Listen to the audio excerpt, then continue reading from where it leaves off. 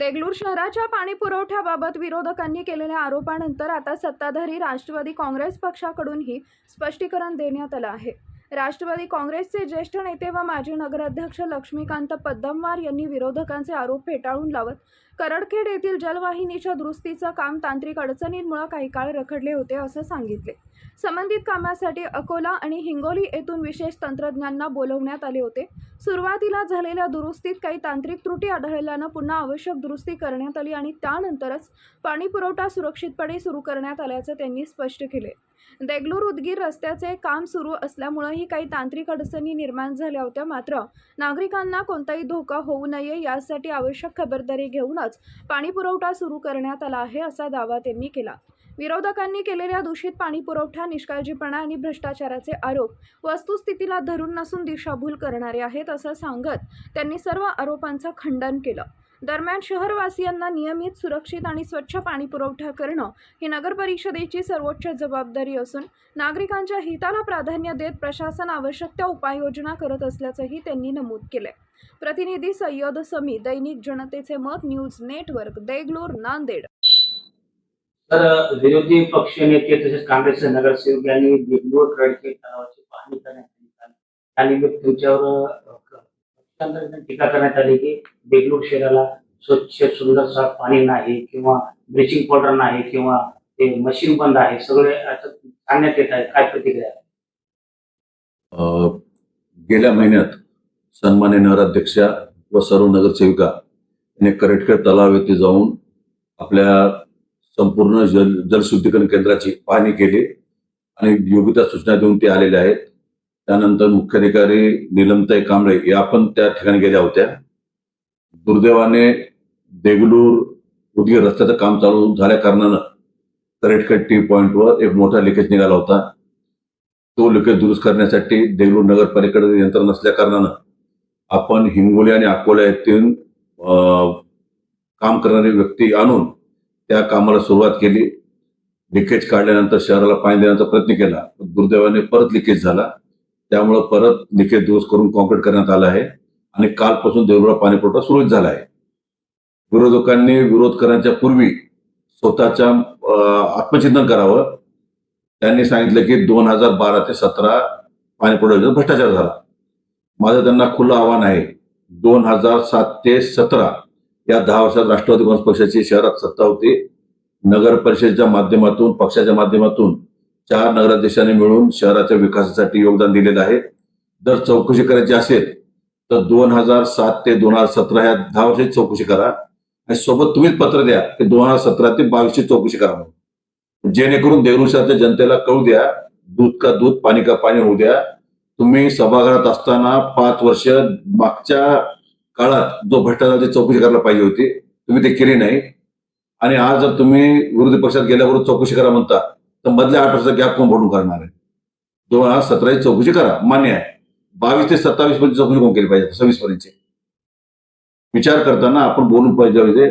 शत्रुघ्न भाऊ माझे खास मित्र आहेत, ते मागच्या सभागृहात सदस्य होते, त्यांचा नगराध्यक्ष होता। त्या काळात त्यांनी मागच्या भ्रष्टाचाराची चौकशी करायला लावली असती, आमचं काहीच म्हणणं नव्हतं। आजही आमची खुली मागणी आहे किंवा खुलं आमचं त्यांना आव्हान आहे की त्यांनी कोणत्याही यंत्रणेमार्फत सीआयडीचे करा, सीबीआयचे करा, अजून कोणती चौकशी करा।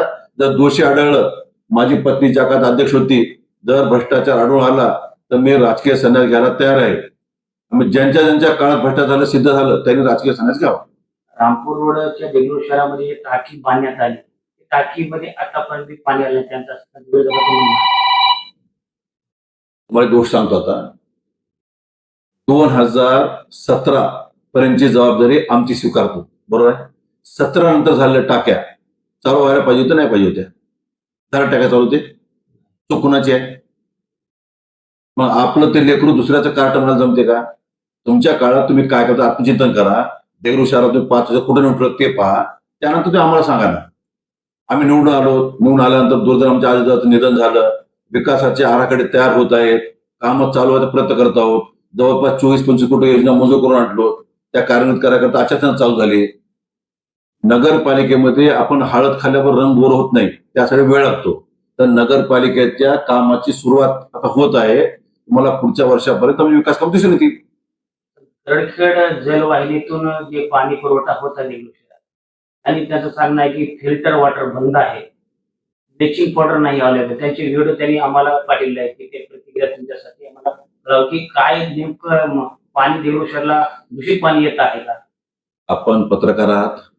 आज सोशल मीडियाचं महत्व फार मोठं आहे. म्हणजे आपल्या सर्वांना विनंती आहे, स्वतः जाऊन तुम्ही माझं सांगणं किंवा त्यांचं सांगणं याला महत्व न देता स्वतः जाऊन चौकशी करा. मला जो व्हिडिओ दाखवतो मी सफाई केली जागा दाखवतो तुम्हाला, कचरा घेऊन दाखवतो. तर त्यासाठी तुम्ही स्वतः जा, फिल्टर जाऊन पहा. पाणी पुरवठ्याचे लोक किती जण काम केलेत, अध्यक्षाने काय काम केलंय, उपाध्यक्षाने काय केलंय, सभापतीने काय केलंय, ते सगळे व्हिडिओ पहा तुम्ही. सलग 3 दिवस आमची संपूर्ण यंत्रणा तिथं उपस्थित होती. कर्मचाऱ्यांच्या सोबत, संबंधित सोबत, आमचे जेई सुट्टीवर असताना सुद्धा आम्ही सर्व यंत्रणा सोबत घेऊन ते काम करून घेतलेलं आहे. देगलूर शहराला स्वच्छ पाणी देणं आमचं कर्तव्य आहे, याची आम्हाला जाणीव आहे. देगलूर शहराला विकासासाठी काय करायला पाहिजे आम्हाला जाणीव आहे. त्यामुळं त्यांनी आम्हाला विकासाबद्दल शिकू नये, त्यांनी त्यांच्या काळातल्या कामात आत्मचिंतन करावं. आता कोणती चौकशी करायची आहे ती चौकशी त्यांनी करावी. आणि जो व्हिडिओ पाहिल्यानंतर मला असा शंका आहे की ज्यांच्या नेतृत्वाखाली काँग्रेसने निवडणूक लढविली त्यांचं आणि ह्या नगरसेवकाचं बिनसल आहे. त्या काळात इथं मुख्याधिकारी होते, त्यांना त्यांची चौकशी करायची होती, मोकळं सांगावं त्यांना. अध्यक्ष चौकशी करायची आहे की तत्कालीन सिव्हिल चौकशी करायची आहे, नगरपालिका चौकशी करायची आहे, मी कोणत्याही चौकशीला तयार आहे. फिल्टर आणि छोटा फिल्टर असे 2 फिल्टर आहेत. मोठा फिल्टर चालू आहे. तर जे मेंटेनन्स आहे, मेंटेनन्स दोन्हीचं चालू मध्येच पाणी पुरवठ्याचे इंजिनियर सध्या सुट्टीवर आहे. ते आल्यानंतर मी सर्व पत्रकारांना आमच्या सर्व सहकाऱ्यांसोबत घेऊ, आपण फिल्टर प्लांटला जाऊ, तिथे पूर्ण पाहणी करू. तुम्हाला ज्या ज्या काही तांत्रिक गोष्टी विचारायच्या आहेत त्या तुम्ही आमच्या इंजिनियरला, कर्मचाऱ्याला विचारा. आणि ज्या गोष्टी प्रशासकाकडून लोकप्रतिनिधी करू घ्यायला पाहिजेत त्या गोष्टी तुम्ही आम्हाला विचारा, मी त्या गोष्टी तुम्हाला उत्तर देऊ. पण देगलूर शहराला स्वच्छ आणि सुरळीत पाणी देणं हे आमच्या पक्षाचं, नगरपालिकेचं आमचं कर्तव्य आहे. पक्ष जरी निवडून नगरपालिका देऊन आला तरी आता सर्व लोकप्रतिनिधी एक दिनानं काम करणं गरजेचं असतं. वैयक्तिक हिरव्या द्यासाठी जनतेला भेटीस कोणी धरू नये अशी माझी त्यांना विनंती आहे. तर शेवटचा प्रश्न, फक्त स्वच्छताबाबत देगलूर शहरामध्ये शहापूरची टीम आणून आपण सफाई कामगार लावून नाल्या सफाई करत आहोत, परंतु प्रभाग क्रमांक 2, 3, 4 मध्ये आतापर्यंत आमच्याकडे सफाई शहापूरचे कर्मचारी यांनी पाठवलं नाही आणि आमची तिथं कोणी दखल घेत नाही असं विरोधकाचं म्हणणं आहे. गेल्या 2 वर्षापासून देगलूर नगर परिषदेला किंवा इतर नगरपालिकांना वित्त आयोगाचा निधी बंद झाला होता. वित्त आयोगामधूनच आपण सफाईचे कामं करत होतो. त्यामुळे सफाईचं 2 वर्षाचं टेंडर झालं नव्हतं. यावर्षी जवळपास 9.5 कोटी रुपये आपल्या वित्त आयोगातून आलेले आहेत.